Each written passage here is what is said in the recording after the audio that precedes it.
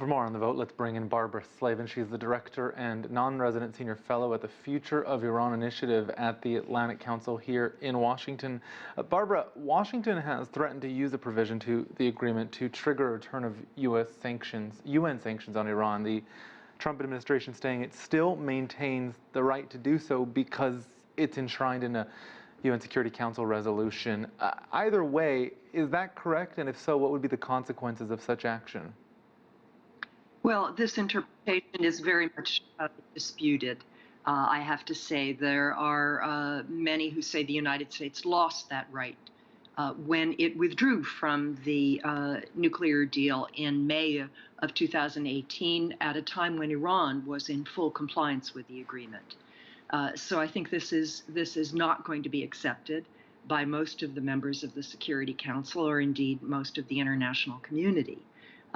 If the U.S. goes forward, I think, as was pointed out in your news clip, the question will be, what will Iran do? Will Iran then say the agreement is null and void, or will the Iranians protest but wait just a week or so to see what happens in our presidential elections? I think that is the key question, and if I were Iran, I would wait and see whether Trump is reelected or whether Joe Biden is going to be the next president, rather than throw away an agreement that took so many years to reach and is still respected and acknowledged by most of the international community. And you mentioned there, if Joe Biden wins, what happens next? Biden obviously was part of the Obama administration that signed on to the JCPOA.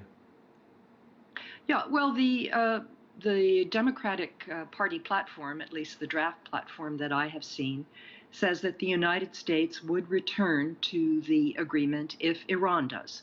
So Iran in the past year has taken some steps out of compliance. It has increased its production of low-enriched uranium, for example. It's taken some other steps which are largely reversible.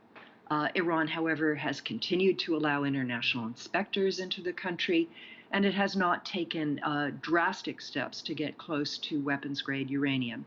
So this is, the hope of those of us who support the deal, that Iran will agree to come back into compliance and the U.S. will also. I think it's terribly damaging that the United States, in its effort to destroy this agreement, is causing so much damage as well to the UN Security Council, which rarely takes steps like this, and when it does, it should be respected.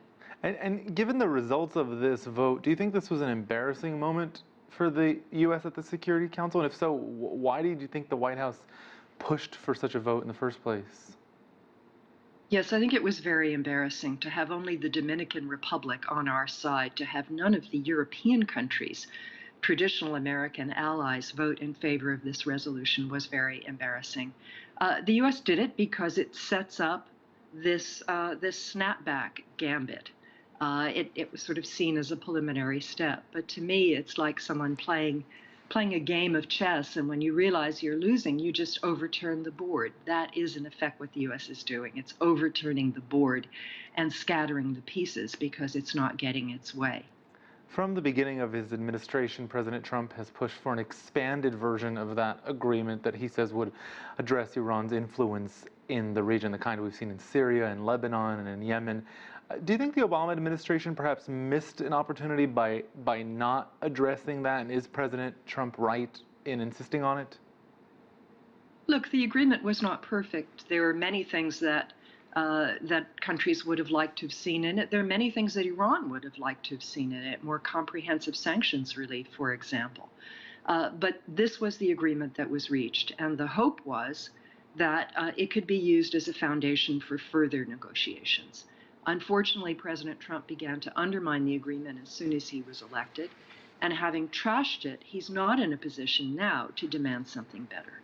All right, Barbara Slavin from the Atlantic Council, thank you for your insight.